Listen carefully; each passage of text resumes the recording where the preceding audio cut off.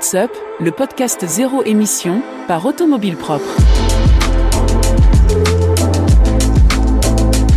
Les ventes de voitures électriques dans le monde en 2023, avec quelques surprises. Le point sur le déploiement des bornes de recharge en France. Volkswagen et Renault qui pourraient unir leurs forces pour des voitures électriques low cost. Les tarifs de la nouvelle Renault Scénic qui pourraient battre ceux de la Tesla Model Y. Et enfin, Tesla qui rappelle pas moins de 2 millions de modèles. Voilà pour les grands titres de l'actu sur la voiture électrique cette semaine. Mais ce n'est pas tout, nous retrouverons aussi l'interview de la semaine avec dedans vos questions et remarques, l'essai de la semaine et comme d'habitude maintenant, les questions des auditeurs. Bienvenue dans le podcast Automobile Propre, épisode 96 du 16 décembre 2023. Mais avant de lancer les sujets, j'ai un petit truc à vous dire. Comme vous avez pu le constater, le podcast a fortement évolué depuis les derniers épisodes. Il est plus long, plus dense, avec davantage d'informations, de rubriques et d'invités. C'est peut-être pour vous ou votre entreprise l'occasion de profiter de cette visibilité auprès d'un public très ciblé autour de l'électromobilité. Si vous voulez participer à l'aventure et associer votre marque à l'émission de référence sur la voiture électrique, rejoignez-nous en tant qu'annonceur ou sponsor. Si vous êtes intéressé, contactez-moi directement à eric@automobilepropre.com, eric@automobile-propre.com. Allez, encore un petit mot, c'est de l'auto-promo cette fois. Vous avez certainement tous entendu cette affirmation, la voiture électrique, ça ne marchera jamais. Moi aussi, et comme j'en ai eu un peu marre des fake news et autres préjugés sur le sujet, cela m'a motivé à me poser devant mon clavier et à écrire un bouquin qui s'appelle justement « La voiture électrique, ça ne marchera jamais ». Un guide pratique pour toutes celles et ceux qui voudraient passer à l'électrique mais qui hésitent encore. Un guide objectif, factuel et pédagogique pour vous aider à choisir, loin des idées reçues et des fake news. Vous le trouverez sur Amazon en format broché, 180 pages, ou Kindle e-book, en faisant une simple recherche avec le terme voiture électrique dans la rubrique livre. Je vous répète le titre, la voiture électrique, ça ne marchera jamais. L'actu de la semaine. C'est la fin de l'année et comme chaque fin d'année, nous n'échappons pas aux divers bilans. C'est l'occasion de nous plonger un petit peu dans les chiffres qui ont marqué l'année 2023 en matière de voitures électriques ou voitures électrifiées. Une récente étude de Clean Technica nous offre un aperçu assez intéressant du marché mondial à cette fin 2023.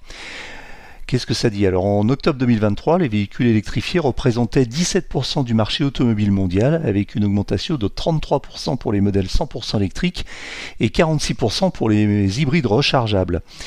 Sans grande surprise, la Tesla Model Y domine le classement avec 78 250 immatriculations en octobre 2023, suivi par la BYD Song avec 64 990 immatriculations.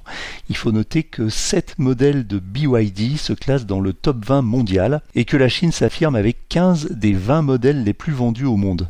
Cela étant, les Européens finalement tirent leur épingle du jeu puisque les Volkswagen ID4 et ID3 se classent respectivement en 12e et 13e position dans les ventes mondiales en 2023. Ça contredit un petit peu ce qu'on entend régulièrement sur l'échec ou le prétendu échec de Volkswagen en matière d'électrique, puisque les Volkswagen ID3 et ID4 finalement ont une bonne tenue dans les ventes en 2023. Alors il y a des entrées notables aussi qui incluent Huawei avec l'Aito M7 et puis des marques chinoises totalement inconnues par ici.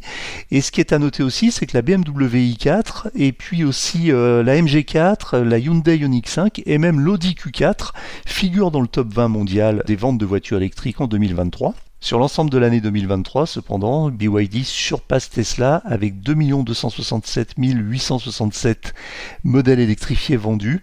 Attention, il s'agit de modèles électrifiés, ce qui inclut les hybrides qui sont encore largement majoritaires dans le mix de BYD. Ensuite, on a Tesla avec pas loin d'1 500 000 unités vendues, 1 438 992 exactement.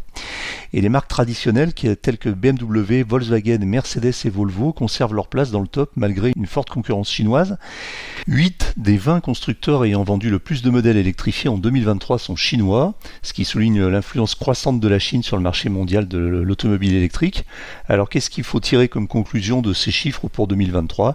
Eh bien, vous l'avez bien compris, une prédominance des constructeurs électriques de plus en plus forte, une bonne tenue de Tesla mais qui ne restera pas leader longtemps à ce rythme-là, et puis des Européens quand même qui sont présents dans le top 20 avec des voitures que l'on connaît par ici et qui sont le fait de constructeurs essentiellement allemands, même si on a également Volvo dans le top 20. Voilà ce qu'on peut dire sur ce classement et ce bilan des ventes de voitures électriques en 2023 dans le monde.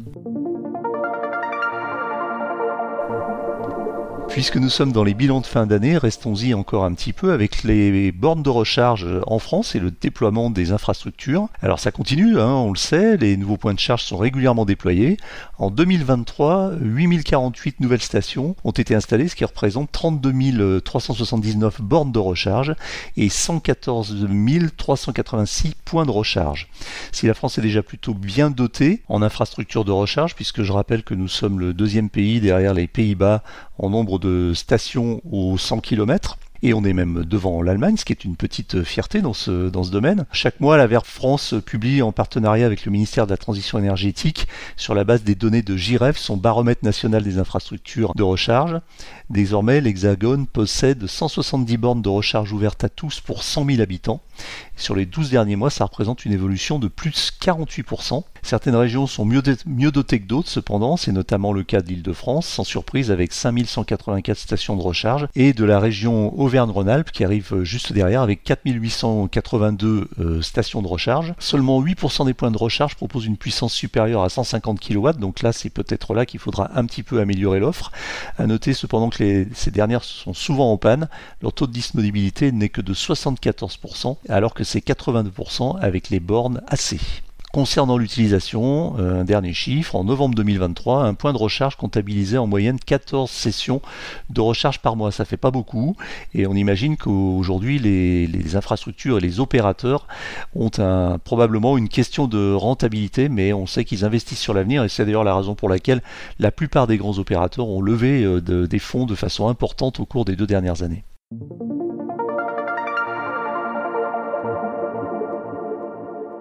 Volkswagen et Renault uniraient-ils leurs forces pour construire des voitures électriques low cost à moins de 20 000 euros ? En tout cas, selon un média allemand, Volkswagen chercherait un partenaire pour proposer une voiture électrique d'entrée de gamme. Renault aurait été contacté. Selon le journal allemand Handelsblatt, Volkswagen en discuterait avec d'autres constructeurs pour collaborer sur le projet d'une voiture électrique d'entrée de gamme. VW lancera d'abord en 2025 l'ID2 ou l'ID2 All, une citadine équivalente à la Polo, promise avec un tarif de base sous les 25 000 euros. Le constructeur n'a pas aussi caché son intention de proposer ensuite un véhicule plus petit, sous les 20 000 euros, que l'on nomme logiquement pour l'instant ID1. Parmi les constructeurs avec lesquels Volkswagen aurait pris contact, il y aurait Renault. Celui-ci vient justement de confirmer le lancement en 2026 d'une nouvelle génération de la Twingo, uniquement électrique, avec un prix de départ à moins de 20 000 euros également. Renault est bien avancé dans son projet. On le sait, cette catégorie pose un problème aux constructeurs puisqu'il est difficile de gagner de l'argent et de dégager des marges importantes avec les mini-citadines électriques. Mais la catégorie retrouve de l'intérêt aux yeux des marques pour proposer des modèles électriques à petit prix et surtout pour contrer la menace de Chine. Cela étant, concernant cette information, on sait aussi que les discussions n'en sont qu'au tout début et que rien n'est fait entre Volkswagen et Renault. Donc à suivre. Mais qu'est-ce que cela dit de l'état du marché de la voiture électrique en Europe par rapport au marché chinois ? Ça veut peut-être dire qu'après des alliances avec les Chinois, dont on a déjà parlé, notamment Volkswagen, peut-être que les constructeurs européens vont conclure des alliances entre eux pour contrer les constructeurs chinois.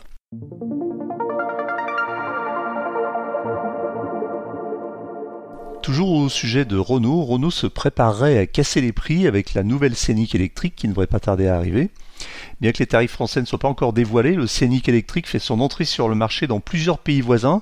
En Belgique, par exemple, il commence à 39 950 euros en version Evolution avec une batterie de 60 kWh et une autonomie de 430 km, ce qui le place bien en dessous du Tesla Model Y, démarrant à 47 970 euros pour une autonomie presque équivalente, un petit peu supérieure de 455 km.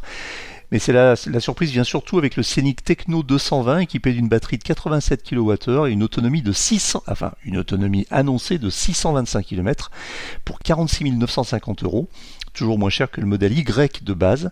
Au Royaume-Uni, le Scénic avec la grosse batterie démarre à 40 995 livres, comparé aux 44 990 livres du modèle Y en variante propulsion.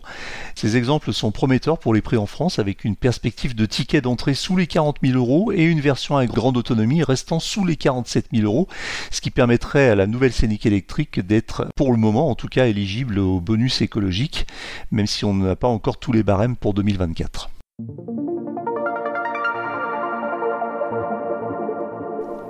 Enfin, une dernière information et on finira avec le tour d'horizon de l'actualité de la semaine de la voiture électrique. C'est Tesla qui a des problèmes aux États-Unis avec la NHTSA. Vous savez, c'est l'autorité de sécurité routière qui correspond à peu près à notre sécurité routière à nous. Donc le régulateur américain pointe du doigt des risques pour les conducteurs avec l'autopilot de Tesla et a donc sommé Tesla, le constructeur, de rappeler jusqu'à 2 millions de modèles dans toutes les catégories. Donc en cause le manque de sécurité de l'autopilot. Au cours des dernières années, la NHTSA a ouvert au moins une cinquantaine d'enquêtes sur des accidents impliquant des voitures Tesla. Le régulateur voulait vérifier si l'autopilot, le système d'aide à la conduite proposé par le constructeur, pouvait être mis en cause. Le rythme des enquêtes s'est d'ailleurs accéléré sous l'administration Biden. Il y a quelques jours, la décision est tombée. 2 millions de modèles Tesla doivent être rappelés pour des défaillances constatées, justement au niveau de la sécurité de l'autopilot. L'enquête a révélé que les moyens mis en œuvre par Tesla pour maintenir l'attention des conducteurs étaient inadéquats. Un porte-parole de la NHTSA précise que la technologie automatisée est très prometteuse pour améliorer la sécurité, mais seulement lorsqu'elle est déployée de manière responsable. Donc c'est quand même une pierre dans le jardin de Tesla dont on sait que l'autopilot est souvent, sinon contesté, en tout cas fait souvent l'objet de débats enflammés sur sa qualité et puis sur sa sécurité également. Alors ça commence à faire beaucoup pour le constructeur américain. C'est le deuxième rappel de l'année concernant le full self-driving. Alors ce qu'on ne sait pas par contre, est-ce que ce rappel consiste en une simple mise à jour à distance ou est-ce qu'il va falloir retourner dans les ateliers pour les conducteurs américains afin de changer un module de l'autopilot qui serait du coup un module plutôt hardware. L'interview de la semaine. Après avoir connu un petit trou d'air avec l'expérience Corridor, Easivia a repris sa marche en avant et continue à développer rapidement son réseau de bornes de recharge et ses services aux particuliers et aux entreprises. En point de mire, un récent accord de partenariat avec McDonald's qui va permettre à la filiale d'EDF d'équiper très rapidement 700 restaurants du groupe en France. L'occasion de faire le point avec Christelle Vives, directrice générale d'Easivia. Bonjour Christelle Vives. Bonjour Eric. Vous êtes directrice générale de Easivia. Alors on connaît Easivia, mais vous pouvez nous rappeler quand même un peu qui est Easivia, quel est votre métier et qui sont vos clients? Alors Easivia, aujourd'hui, c'est presque 200 collaborateurs en France, à Paris, mais aussi en région.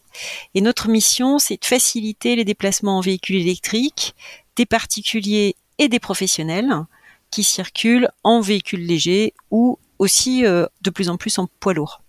Et pour ça, on installe et on exploite des bornes de recharge et aussi on fournit des services aux conducteurs de véhicules électriques pour qu'ils puissent se recharger. Combien de stations de recharge actuellement en France, Easivia? Aujourd'hui, on exploite presque 25 000 points de charge en France. Donc c'est les points de charge. Alors ça correspond à combien de stations environ, sachant qu'on sait à peu près que on a 7, 5, 6 points de charge par station, c'est ça? Un petit peu plus, un petit peu moins? Alors, je n'ai pas le calcul en station précisément, mais effectivement, il faudrait diviser par 2, 3. Ça dépend vraiment ensuite des stations, des projets de nos clients. Ce qu'on peut dire sur ce volume de 25 000 points de charge, c'est qu'il y en a un petit peu moins de la moitié qui sont des points de charge ouverts au public. Ouais. Et l'autre grosse moitié, pour le coup, sont des points de charge qui sont dédiés à la recharge de flottes d'entreprises ou de véhicules, en tout cas, avec des accès privés en entreprise. Donc vous avez la moitié de votre clientèle qui est constituée de professionnels et de flottes d'entreprises. À peu près, c'est à peu près ça. En tout cas, si on le calcule en nombre de points de charge, effectivement. D'accord. Et donc, on a bien ces deux sur les parties infrastructures dans notre métier. On a bien des infrastructures sur des parkings d'entreprises et aussi des collectivités. On disait tout à l'heure quels sont les clients d'Easivia. Ouais. Donc, nos clients sont bien pour les bornes, des entreprises ou des collectivités qui veulent installer des bornes de recharge qui sont soit ouvertes au public, soit réservées à un usage privé. Et puis, peut-être qu'on y reviendra, on a un autre métier qui est cette fois-ci destiné aux conducteurs de véhicules. Et là, on leur propose un pass de recharge, le pass Easivia, qui permet d'accéder à des bornes de recharge, qu'elles soient exploitées par nous ou pas d'ailleurs. C'est vraiment un second métier. Et là, notre clientèle, c'est vraiment des particuliers. Des particuliers qui veulent une solution de recharge de leur véhicule électrique dès qu'ils sont en itinérance et qui ne se rechargent plus chez eux. Très bien, on y reviendra dans un petit moment. Vous avez d'autres implantations en dehors de la France ? Aujourd'hui, on agit essentiellement en France. Alors, on a quelques bornes qu'on exploite à l'extérieur pour des grands clients, des grandes entreprises, mais on ne s'interdit pas de développer des projets en dehors de France, dans les pays limitrophes, que sont aussi des pays stratégiques du groupe EDF, puisque Isivia est une filiale du groupe EDF. Voilà, c'est la question que j'allais vous poser. Le lien avec EDF, alors, c'est une filiale, tout simplement, hein. On est une filiale, on a été créé par EDF il y a 25 ans déjà, donc on a une longue histoire au sein de ce groupe. On s'est appelé d'ailleurs Sodetrel à l'époque, et on a vécu finalement, on a toujours pour mission au sein du groupe de s'intéresser à la recharge de véhicules électriques, et donc on a connu toutes les étapes de développement de ce marché, avec une très forte accélération de nos activités depuis 4-5 ans, depuis que il y a de plus en plus de véhicules électriques en circulation, et on a changé de nom au passage. C'était en 2018, on est devenu Isivia, au moment où le groupe EDF, puisqu'on parle du groupe EDF, a décidé de lancer un grand plan mobilité électrique pour être un acteur majeur et même leader de la recharge de véhicules électriques en Europe. Mais quand Sodetrel a été créé il y a 25 ans, c'était déjà ce que c'est aujourd'hui, c'est-à-dire un réseau de recharge pour voitures électriques. Alors à l'époque, non, c'était une petite start-up qui travaillait plutôt sur des démonstrateurs. Et on a fait différentes choses, différents métiers. On s'est intéressé aux véhicules électriques, aux batteries. Aussi à l'époque, on a même fait de la location de batteries pour des bus électriques il y a déjà de nombreuses années. Donc voilà, on a touché un petit peu à tout autour de ces sujets de recharge jusqu'à ce que le marché devienne ce qu'on connaît aujourd'hui et se stabilise avec des véhicules à batterie à recharger par l'extérieur. Donc et voilà, et c'est devenu notre métier aujourd'hui.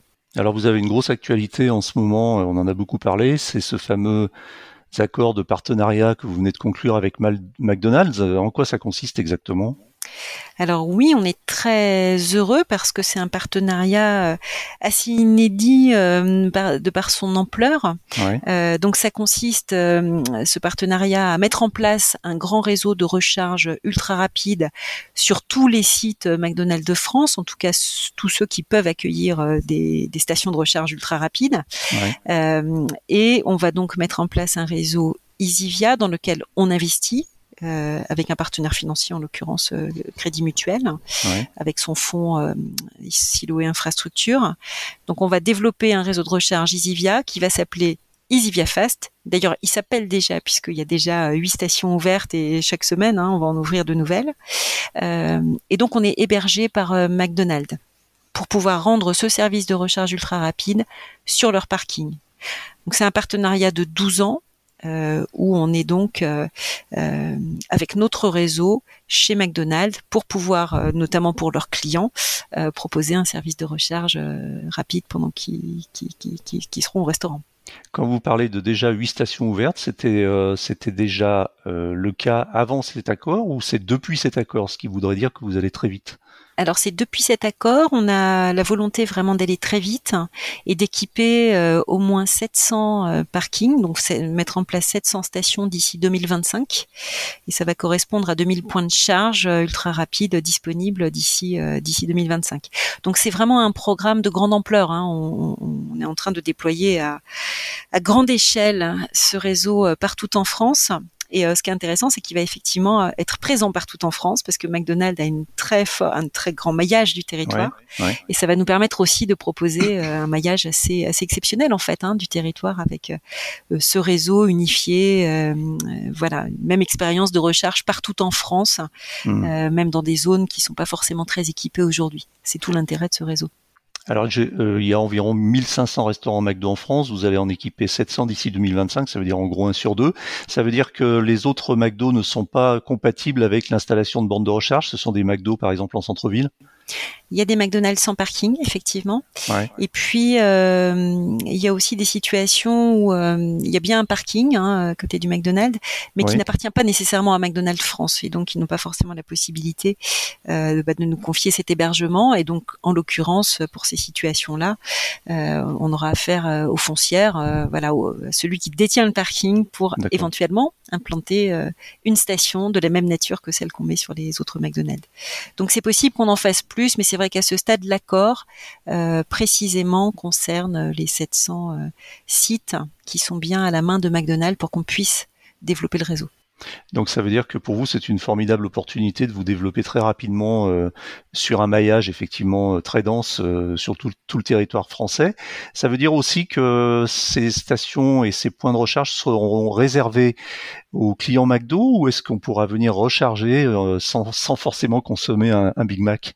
Il n'y a pas d'obligation de consommation de le McDonald's. Ils sont effectivement ouverts à tous. Après, même si on va se charger rapidement, on n'a pas forcément parlé encore des caractéristiques du réseau. L'idée, c'est bien d'avoir une recharge ultra rapide partout. Et du coup, même si c'est rapide, on y passe quand même un quart d'heure, 20 minutes au moins. C'est le temps de faire une pause dans le McDonald's qui va être juste à côté. Il y a une bonne adéquation en fait entre le temps de la recharge et le temps qu'on peut passer dans un McDonald's. Quelle va être la puissance des bornes justement? On va mettre des bornes de 150 et 200 kW, ça dépend des parkings. Et l'idée, c'est bien d'avoir de la recharge rapide où on va pouvoir récupérer 200 km en 20 minutes. Bon, après, ça dépend de son véhicule et de son état de charge, mais l'idée, c'est bien d'aller vite. Et concrètement, du point de vue opérationnel, paiement, etc., ça va se passer comment? Alors l'idée avec McDonald's qu'on souhaitait, c'est vraiment que ce soit un réseau de proximité accessible à tous, quel que soit le véhicule, quel que soit son moyen de paiement aussi et son moyen pour lancer sa recharge. Et donc on pourra utiliser soit sa carte bleue, pour payer sa recharge, soit un badge d'un opérateur de mobilité, quel qu'il soit, j'allais dire. L'idée, c'est que ce soit très interopérable avec tous les badges existants. Et donc, on pourra, soit avec un badge déclencher sa recharge, payer sa recharge, soit avec sa carte bleue tout simplement. Vraiment accessible au maximum de personnes qui ont besoin de se recharger. D'accord, donc chaque borne sera dotée d'un terminal, d'un TPE et d'un lecteur de carte d'opérateur. Lecteur de carte d'opérateur, paiement sans contact aujourd'hui, c'est ça qui est prévu. Et puis terminal de paiement, ça peut encore se développer sur un terminal à code, mais aujourd'hui il y a effectivement un lecteur sans contact. Très bien.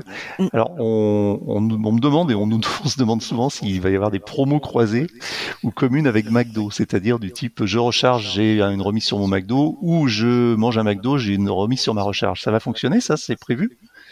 Alors pour le moment, c'est pas pour le moment, on l'a pas prévu, même si on y pense tous, parce que la priorité c'est déjà de mettre en place le réseau. Donc on se concentre sur le déploiement, et puis en 2025, quand on aura terminé, il sera temps de regarder effectivement tout ce qu'on pourra faire ensuite ensemble de façon croisée, ce marketing croisé entre McDonald's et Easivia. Est-ce que vous prévoyez d'autres partenariats de ce type avec est-ce que vous avez d'autres choses dans les tuyaux avec, par exemple, je sais pas, la grande distribution, des chaînes hôtelières, ce type d'emplacement? Alors Easivia Fast, on en a beaucoup parlé là récemment. On a moins parlé d'autres projets d'Easivia qui sont en cours. On a un réseau qui s'appelle Easivia Express qu'on est aussi en train de déployer, un peu de moins grande ampleur, mais qui consiste un peu à faire la même chose, c'est-à-dire proposer de la recharge rapide sur des parkings notamment de supermarchés, mais pas que. Donc c'est un réseau, j'allais dire multi-hébergeur, c'est ça la différence avec McDonald's. McDonald's, on a un seul hébergeur pour ce grand réseau de recharge rapide, Easivia Fast, et Easivia Express, là on va chercher différents hébergeurs pour héberger nos stations de charge rapide, et avec une charge rapide de 50 à 150 kW. Et là, on est présent chez des Intermarchés, des Leclerc, des Super U, chez Noroto, voilà. Donc ça existe déjà et on veut en faire plein d'autres en fait, parce que notre ambition, c'est vraiment de développer les solutions de recharge ouvertes à tous. Y compris dans ce modèle investisseur, parce que dans les deux cas que je viens de citer, on investit avec des partenaires financiers, et on a pour projet, puisque il y aura de plus en plus de véhicules à recharger, de plus en plus de besoins, de proposer de plus en plus de réseaux et de solutions de recharge. Donc on va continuer à chercher des hébergeurs et à investir dans des stations de recharge, et notamment rapides, ouvertes à tous les publics. D'accord. Quid de votre stratégie avec les professionnels et les flottes d'entreprises? Vous l'avez mentionné tout à l'heure, on sait que ça représente une partie importante de votre clientèle. Vous fournissez uniquement des bornes de recharge, ou est-ce que vous fournissez des services avec de type logiciel de gestion des frais de recharge, etc., comme le font beaucoup aujourd'hui d'opérateurs? Donc on est bien aussi sur ce type d'offres et donc pour répondre aux besoins des flottes et massivement puisque c'est plus de la moitié des points de recharge qu'on exploite aujourd'hui qui servent à charger des flottes d'entreprises, alors dont la flotte EDF, puisqu'on est une filiale du groupe EDF, qui a un grand projet en cours de basculement de sa flotte à l'électrique et 100% à l'électrique d'ici 2030. Donc on met des bandes de recharge sur les sites EDF. Alors c'est vrai que quand on recharge des flottes, il faut répondre à différents besoins. D'abord, ces véhicules de flotte, ils se rechargent souvent sur les parkings de l'entreprise. Ça, j'allais dire, c'est le cas le plus simple. Mais il faut aussi les recharger quand ils se déplacent en itinérance. Donc, il faut prévoir pour l'entreprise une possibilité de recharge de ces véhicules à l'extérieur, sur des réseaux publics. Et puis, parfois à domicile aussi. Les salariés peuvent chez eux recharger ce véhicule de la société. Et donc, il faut pouvoir décompter ce qui est consommé à la maison au titre d'un besoin de la société pour que ce soit pris en charge par la société. Et donc ça nécessite effectivement de développer cette offre un peu différemment de ce qu'on peut proposer pour les bornes ouvertes au public. Et donc on a ces différentes options possibles pour les entreprises qui ont des besoins de recharge de leur flotte. On leur offre ces différentes possibilités. On a un Pass Pro notamment qui permet d'aller se recharger à l'extérieur de l'entreprise, mais à la charge de l'entreprise, pour les véhicules de la flotte.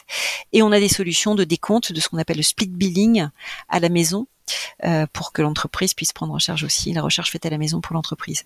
D'accord. Il y a d'autres sujets aussi à traiter ou d'intérêt quand on recharge une flotte.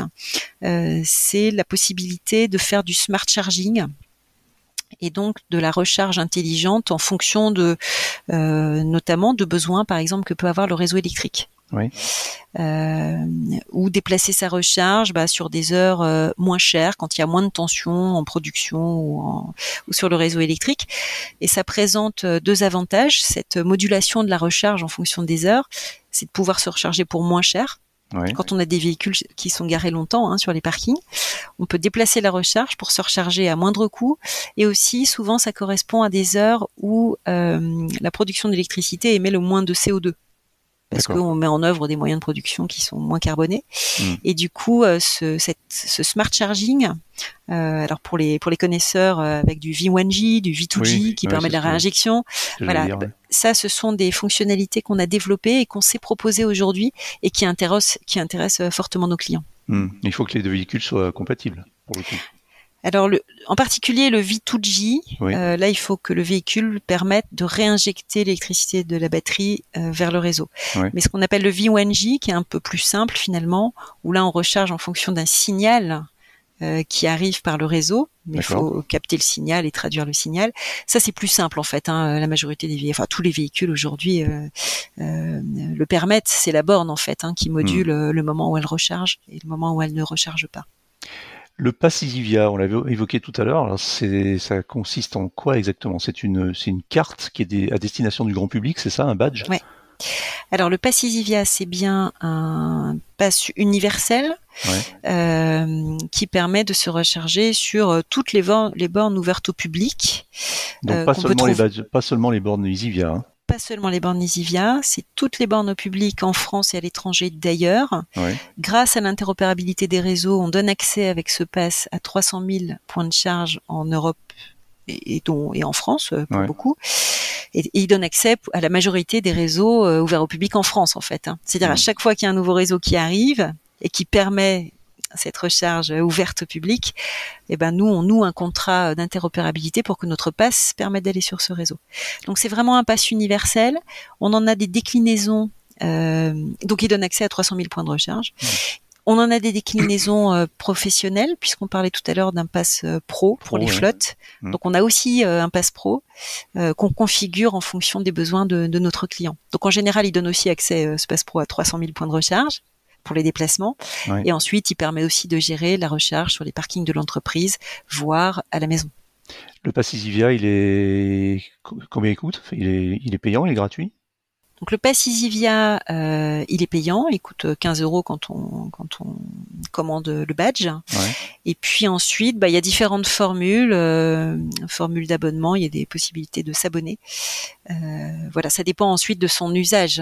Si on se recharge très très souvent, on a intérêt à prendre une formule d'abonnement. Et puis si on se recharge pas très fréquemment, là pour le coup, on paye à chaque fois qu'on se recharge tout simplement.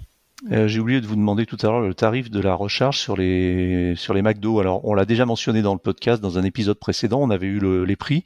Vous confirmez que c'est aux alentours de 30 centimes le kilowattheure ? Je le confirme. Donc, ce qu'on a voulu faire sur EasyVia Fast avec McDonald's aussi, c'est vraiment proposer une recharge accessible, y compris en termes de prix. Oui. Et donc, on a un accord qui nous permet de proposer un prix attractif. Et donc, il y a 2 niveaux de prix, 35 centimes du kilowattheure, j'allais dire en heure pleine, et puis il y a des heures creuses, des happy hours, où là le prix baisse et descend à 30 centimes. Donc c'est avant 11h30 le matin et c'est sur la plage 15h à 18h l'après-midi. D'accord. Et ça permet de se recharger pour 5 à 6 €, donc ça dépend des heures auxquelles on vient, pour récupérer 100 km, ce qui est 2 fois moins que 100 km à l'essence par exemple. Donc c'est vraiment vraiment attractif. Alors on va passer un peu à la question qui fâche. Je voulais vous parler un petit peu, et les auditeurs aussi du podcast voulaient vous en parler, de l'expérience désastreuse, on va dire, Corridor. Quels enseignements vous tirez ? Est-ce que ça vous aide aujourd'hui à piloter votre déploiement ? Il y a aucune question qui fâche, Corridor. On est toujours, content d'en parler, même si Corridor, c'est quoi ? Donc ça a été le premier réseau de recharge rapide en France sur autoroute, et qui commence à dater d'il y a quelques années puisqu'on l'a déployé en 2015. Et donc on a été pionnier, ça a été une fierté quand même ce réseau, voilà. Quand on est les premiers à faire quelque chose. Après, comme tous les pionniers, on en a essuyé les plâtres et on a été très peinés. Et ça a été une expérience difficile de devoir le démonter parce qu'on a rencontré des problèmes avec les matériels et qu'on ne pouvait pas rendre le service de manière acceptable et surtout en toute sécurité. Donc, on l'a presque intégralement démonté. En tout cas, le matériel incriminé, on l'a enlevé et on a arrêté ce service. En fait, c'est une expérience, j'allais dire. Il n'y a jamais d'échec, il n'y a que des expériences. Ça en a été une très forte pour nous et on en a aussi tiré les leçons et notamment dans la qualification des matériels qu'on propose à nos clients ou qu'on installe dans nos réseaux. Il est extrêmement important de choisir des matériels fiables, durables, fiables, dont on est sûr, y compris en termes de sécurité. Donc aujourd'hui, quand on propose des bornes, on les teste toujours. Pardon, j'ai touché le micro, je vais recommencer. Aujourd'hui, quand on propose des bornes, on les teste. On a un laboratoire de test au sein d'EasyVia. On utilise aussi le laboratoire de test d'EDF R&D, puisqu'on fait partie du groupe EDF et on a un accord avec EDF R&D pour être sûr que les matériels qu'on propose et qu'on installe sont vraiment de très bonne qualité. C'est clé pour pouvoir rendre un service de qualité ensuite. Voilà. Donc ça, c'est un enseignement très fort de Corridor.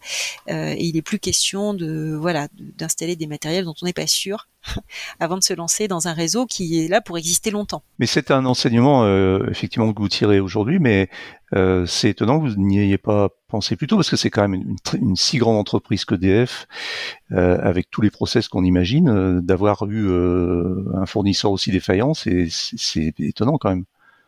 Alors à l'époque, il y avait peu de choix parce que c'était des matériels complètement émergents, ces bornes rapides. D'ailleurs, à l'époque, pour se rappeler, cette charge rapide, c'était 50 kW, il n'y avait pas au-dessus.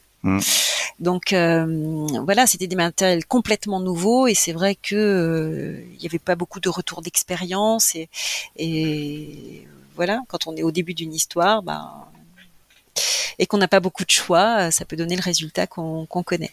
D'accord. Donc on va dire que effectivement vous avez défriché un peu et vous avez un peu essuyé les plâtres. Alors j'ai des questions là, j'ai 2 questions d'auditeurs. Alors il y en a une que je vais dire dans ma voix.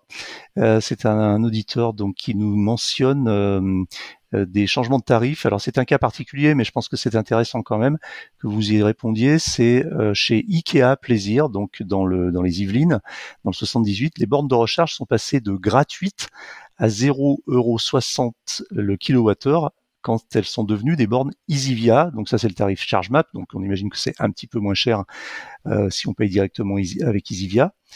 Qu'est-ce que vous pouvez répondre à ça ? Oui, c'est une très bonne question parce que ça me permet d'illustrer finalement le modèle aussi sur les parkings d'IKEA. Donc là, nous, on n'est pas investisseurs. Ouais. C'est le réseau d'IKEA en l'occurrence, et c'est bien notre client IKEA, même si c'est marqué EasyVia sur les bornes, puisqu'on fait l'assistance, donc il faut qu'on soit identifié. Mais c'est le réseau d'IKEA qui en fixe les tarifs. Donc nous, on applique les conditions tarifaires qui sont celles d'IKEA, et au fur et à mesure qu'ils les font évoluer, on pratique sur ce réseau pour leur compte la tarification qu'ils choisissent.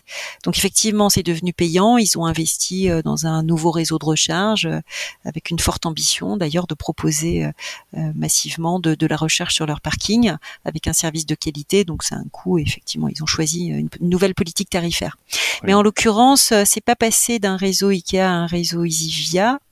C'est toujours le réseau d'IKEA dont on parle. Il appartient à IKEA et en l'occurrence, dans ce modèle-là, nous sommes prestataires d'IKEA. D'accord, donc pour que je comprenne bien, ce sont des bornes qui existaient déjà avant et qui ne sont pas des bornes EasyVia ni des bornes installées par EasyVia. Vous êtes là justement seulement en gestionnaire de la recharge. Il y avait quelques bornes qui préexistaient, donc probablement c'est ce dont il s'agit, ouais. Parce que nous avons, et nous sommes toujours en train d'ailleurs, d'installer massivement des bornes sur les parkings IKEA. D'accord. Donc le modèle EasyVia, ça consiste à fournir les matériels, les installer et les exploiter. Donc sur les parkings IKEA, c'est bien nous qui installons leurs bornes. Très bien.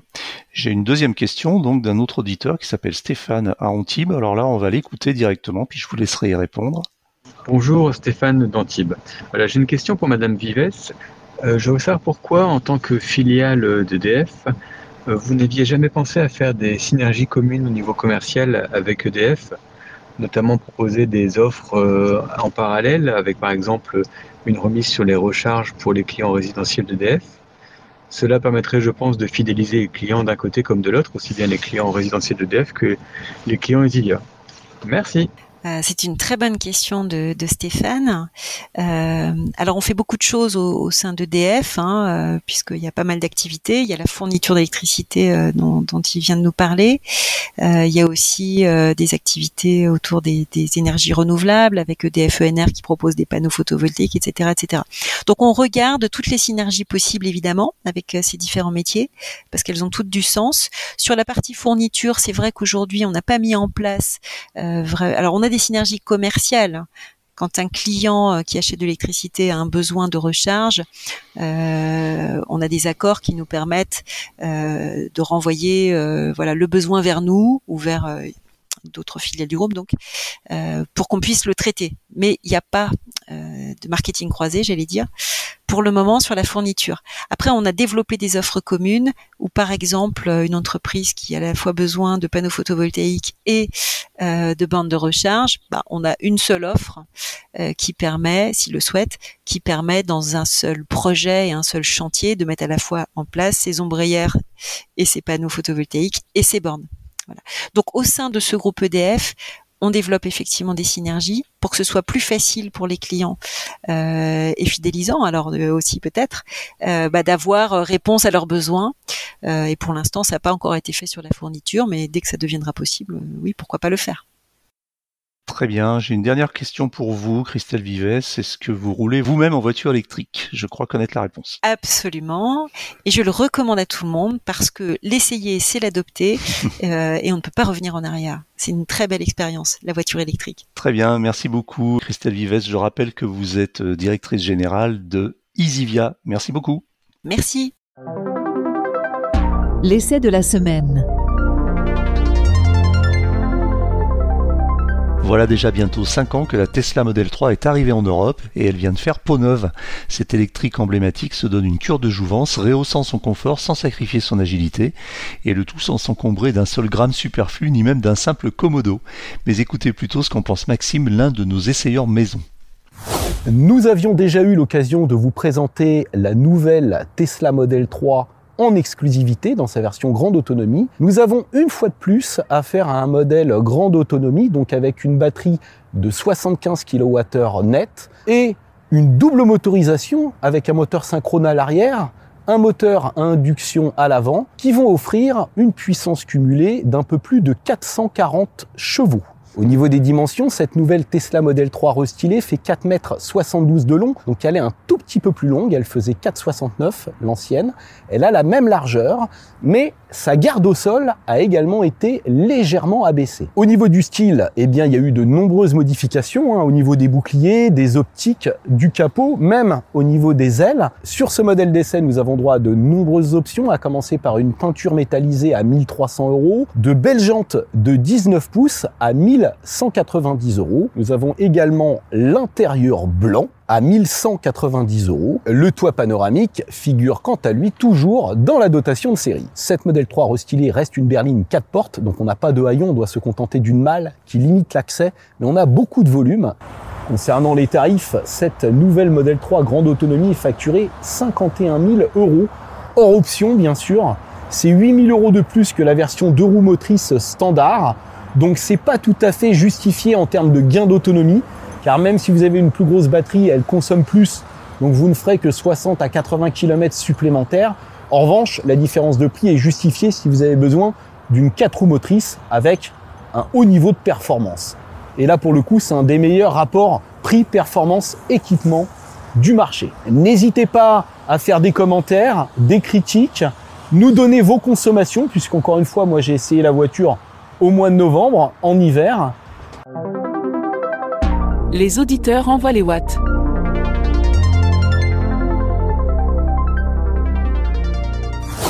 Bonjour, c'est JC d'Arcachon encore. Voilà, j'ai une question. Renault a déclaré en interne que la Renault Mégane électrique était la Renault la plus fiable de tous les temps, en gros. C'est-à-dire la Renault qui avait le moins de retours atelier. Et pourtant, sur les réseaux sociaux, dans les groupes, sur les forums, en commentaire, on voit pas mal de messages passer de gens qui ont des problèmes avec leur Mégane. Et ça laisse penser que ce véhicule n'est pas fiable. Alors, qui croire ? Est-ce que tu as des infos là-dessus ? Comment savoir vraiment si la Renault Mégane est fiable ? Merci, bonne journée. Bonjour Jean-Christophe d'Arcachon, on t'a reconnu. Écoute, j'ai pas de réponse à ta question tout simplement parce que tu te doutes bien que si je contacte Renault pour leur demander si la Mégane est fiable, ils vont me dire qu'elle est très fiable. Et les cas de figure que tu exposes là sont pas forcément représentatifs, même si effectivement ça paraît beaucoup. Je pense que Renault s'est permis d'avancer cette affirmation sur la fiabilité tout simplement parce que une voiture électrique par définition c'est assez fiable. Donc c'est pas compliqué quand on sort une voiture électrique de prétendre qu'elle est fiable. J'en sais pas plus que ça. C'est très difficile de répondre. Alors si quelqu'un d'autre a la réponse, je fais appel à votre contribution. Peut-être des utilisateurs de Mégane e-Tech dans le groupe qui pourront nous en parler. Merci. Bonjour, Johan de Laval. J'ai une question que l'on m'a posée récemment à laquelle je n'ai pas su répondre. Est-ce qu'il y a des pièces d'usure dans le frein régénératif d'une voiture électrique ? Alors bien entendu, je ne parle pas de plaquettes, de choses comme ça. Je sais qu'il n'y a pas de pièces d'usure comme ça. Mais est-ce que comme un embrayage de voiture ou un volant moteur qui peuvent être considérés comme des pièces d'usure, même si c'est de l'usure à très long terme, est-ce que dans un frein régénératif de véhicule électrique, il y a une pièce d'usure qui a 500 000, 600 000, 700 000 km pourrait être amenée à être changée. Si quelqu'un a la réponse à cette question, ça m'intéresse beaucoup. Merci, au revoir. Bonjour Johan et merci pour la question. Alors normalement, eh bien non, il n'y a pas d'usure supplémentaire due au freinage régénératif puisque finalement ce qui se passe quand le frein régénératif se met en route, c'est que le moteur électrique de la voiture inverse son sens de rotation, ce qui lui permet de devenir générateur de courant, donc il renvoie de l'énergie du courant dans la batterie, qui va donc stocker ce courant, donc l'énergie n'est pas dissipée, mais elle est renvoyée dans la batterie. C'est la seule action qui se produit lorsqu'il y a freinage régénératif. Donc au pire, ça peut éventuellement avoir une action sur la batterie parce que ça va la recharger, donc ça fait des cycles de charge supplémentaires. Donc la seule usure qu'on pourrait peut-être avoir, c'est au niveau de la durée de vie de la batterie. Et d'ailleurs, on le voit très bien, puisque quand une voiture électrique a ses batteries pleines, quand on a rechargé à 100%, Selon, la plupart des modèles, on n'a plus de frein régénératif pendant un petit moment, jusqu'à ce que la batterie ait perdu entre 2, 3, 5% de capacité. Et à ce moment-là, effectivement, le frein régénératif refonctionne. Et sinon, on a une petite alerte généralement sur le tableau de bord qui dit, voilà, attention, pendant les premiers kilomètres, vous n'allez pas avoir de frein régénératif, ce qui fait d'ailleurs assez bizarre, parce que quand on a l'habitude de régénératif et qu'on n'en a plus du tout, on n'a plus du tout de frein à moteur, c'est très, très surprenant, assez déroutant. Donc il faut bien l'anticiper. Certaines voitures ont une petite, comment on va appeler ça, un petit stock tampon qui permet d'avoir toujours du frein régénératif, même quand la batterie est soi-disant à 100%, alors qu'elle ne l'est pas exactement en fait, même si elle est affichée à 100%. La solution qu'on pourrait avoir aussi, c'est éventuellement dans les organes mécaniques qui sont un peu plus sollicités, parce que au lieu d'avoir un frein classique qui va serrer des plaquettes, dont les plaquettes vont serrer des disques ou des tambours éventuellement, eh bien on va avoir un mouvement mécanique de friction qui va se manifester au niveau de la transmission de la voiture et des cardans. Mais je pense que c'est vraiment anecdotique. Voilà. Voilà, c'est terminé pour aujourd'hui, mais l'actualité de la voiture électrique ne s'arrête jamais. Retrouvez-la heure par heure sur automobilepropre.com. Pensez bien à vous abonner via votre plateforme préférée afin de ne rater aucun épisode. Et n'oubliez pas de noter le podcast sur les plateformes, c'est le meilleur moyen de nous soutenir et de nous faire connaître. N'hésitez pas également à nous faire vos retours, remarques, questions, suggestions à l'adresse podcast@automobilepropre.com. Quant à nous, nous vous disons à la semaine prochaine pour un nouveau numéro du podcast. Salut!